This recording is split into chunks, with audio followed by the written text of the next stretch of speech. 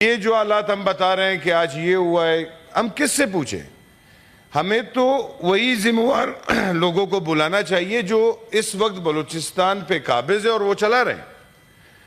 ہم نے پچھلے 15-20 سالوں سے وہاں پہ ایف سی کو بٹھایا ہوا ہے، تو ہم کم سے کم آئی جی ایف سی کو بلائیں کہ آپ ہمیں بتائیں آپ کس چیز کے لیے وہاں بیٹھے ہو۔ ہمیں تو وہاں کے اداروں کو بلانا چاہیے کہ آپ کور کمانڈر صاحب ذرا یہاں پہ آ جائیں ہمارے پاس سینٹ میں، ہمیں تفصیل بتائیں یہ بلوچستان آپ کے ہاتھوں سے کیوں نکل رہا ہے۔ ہم نے بار بار اس چیز کی نشاندہی کی کہ وہاں پہ ہمارے سرکاری لوگ صرف پیسے وصول کر رہے ہیں، ہر ایک پوسٹ کا ایک پیسہ وصول ہو رہا ہے، کسی کو سیکیورٹی کی طرف دیکھنے کا ٹائم ہی نہیں ہے سر۔ اور یہ آج دوبارہ یہ بات دہرائی گئی ہے، ایک وقت پہ مشرف نے کہا تھا کہ میں وہاں سے ایڈ کروں گا مفتی کو، تو آج جو رو رہے ہو نا یہ اس پوائنٹ تھا۔ آج یہ کہہ رہے ہیں کہ ہم ایک ایس ایچ او کی مارا ہے۔ بھائی ایس ایچ او کو چھوڑ دے، اپنے بختربند گاڑیاں تو کچے کے ڈاکوؤں سے لائے، پہلے ہمارا اپنا سر تو اونچا کریں وہاں سے۔ 12 سے 12 13 پولیس وہ قتل کر رہے ہیں، آپ لوگ کیا کر رہے ہو؟ چلو بلوچستان کو تو چھوڑ دو، وہ تو ان کے ہاتھ میں ہی نہیں ہے سر، اس پہ میں یہ بات کبھی بھی نہیں کرنا چاہوں گا۔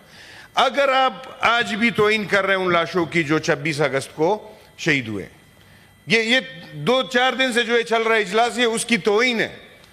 اس لیے توہین ہے کہ آپ ان لوگوں کو بول رہے ہو جس کے ہاتھ میں کچھ نہیں ہے۔ آپ نے اگر بلوچستان کو بلی صاحب نے کہا نا کہ اعتبار، نواب نوروز خان کو پہاڑ سے قرآن شریف پہ اتارا، اس کے بعد اس کو اور اس کے بیٹے کو پھانسی دی گئی، تو آپ پہ اعتبار کریں؟ قرآن کے اوپر کیا چیز رہتی ہے کہ ہم آپ پہ اعتبار کریں؟ یا وہ لوگ جو یہ کہہ رہے ہیں کہ فرق ہمیں معلوم ہے، فرق یہ ہے کہ جو پاکستان کو نہیں مانتا بندوق اٹھائیے وہ دہشت گرد۔ ہم یہ نہیں چاہتے سر، ہم تو چاہتے ہیں کہ اس کو دہشت گرد بنایا کس نے، وہ کیوں پہاڑ پہ گیا؟ یہ بلوچوں نے تو پاکستان کو تسلیم کیا تھا، وہ تو پاکستان کا حصہ بن گئے، آج وہ کیوں پہاڑ پہ بیٹھے ہیں پاکستان کی مخالفت کر رہے ہیں؟ اس کا ذمہ دار آدمی جب تک آپ نہیں نکالو گے، جب تک کس کی وجہ سے یہ لوگ وہاں بیٹھے اور کون سا وہ کام ہوا ہے، تب تک آپ کا بلوچستان تو کیا ہے، پاکستان ٹھیک نہیں ہو سکتا۔ یہاں پہ ہمارے وزراء آتے، آج جو وزراء یہاں بیٹھے ہیں وہ کس طریقے سے آئے؟ وہ پہلے وزیر بنے، بعد میں سینیٹر بنے۔ اب ان کو ہمیں سننا پڑے گا۔ یہ بہت غلط روایات ہے جناب چیئرمین صاحب، ہمیں سن کے پھر جواب دیں۔ بالکل اعظم نذیر صاحب جو ہے ہمارے محترم ہے، ہمارے سینیٹر ہے، ہمارے بھائی ہیں، لیکن جو منسٹری جس کے پاس ہے وہ ہمیں کم سے کم وہ جواب دے ہو۔ بلوچستان کے اندر صرف یہ ایشوز نہیں ہے سر، میں نے کہا یہ پہلی دفعہ بھی نہیں ہے سر کہ اتنی پریشانی ان کو ہوئی ہے، پتہ نہیں کیا ہوا ہے اس میں۔ میں نے جو کل کی میٹنگ کی یہ بتا رہے ہیں کہ تمام پارٹیاں آئی ہیں، تو تمام پارٹیوں کی باتیں تو یہ سر سامنے رکھے کہ کس پارٹی نے آپ کو کیا کہا ہے۔ اس میں سے زیادہ تر پارٹیاں جو جمہوری نظام کو مد نظر رکھتے ہوئے جو بات کرتے ہیں، ان سب نے یہ ڈیمانڈ کیا ہے کہ سب سے پہلے یہ حالات کس کی وجہ سے خراب ہوئے ہیں ان کو نشاندہی کی جائے۔ اب مجھے یہ سمجھ نہیں آتا ہے، وہ 2 منٹ میں بات کر کے چلے گئے اور بڑے مطمئن تھے۔ تو اس طرح تو سر یہ بلوچستان کے ساتھ ابھی نہیں، یہ 70 سال سے ہو رہا ہے سر، 70 سال سے ہو رہا ہے۔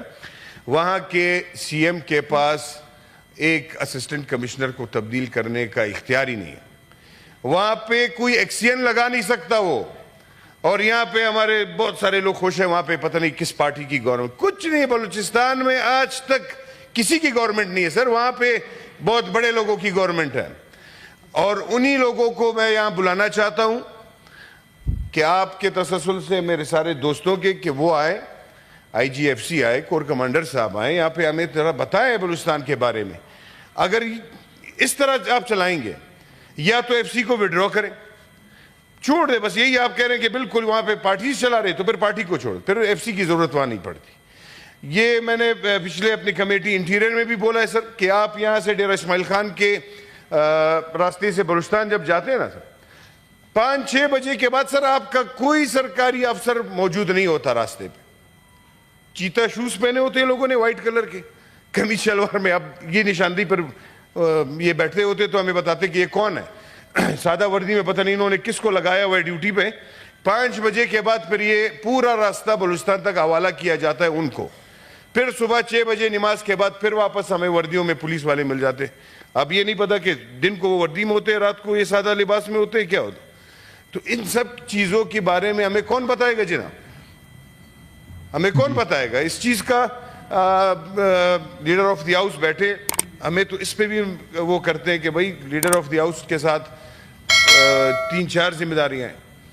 تو ہم تو یہ چاہتے تھے کہ ہمارے پاس ایک لیڈر آف دی ہاؤس ایسا بندہ ہو کہ اس کا آفس کھلا ہو, وہ موجود ہو. ہمارے 10,000 مسئلے ہوتے ہیں, ہم جا کے ان کے آفس میں بیٹھے بات کریں ان سے. اور اگر وہ نہیں آتے بھی, میں نے اعظم نذیر صاحب کو مشورہ دیا تھا کہ ایک تصویر ہماری سردار صاحب کا رکھ دیں, ہم تسلی رہیں گے کہ بس ہمارے ساتھ ہی ہیں. تھینک یو عمر فاروق صاحب. جی سینیٹر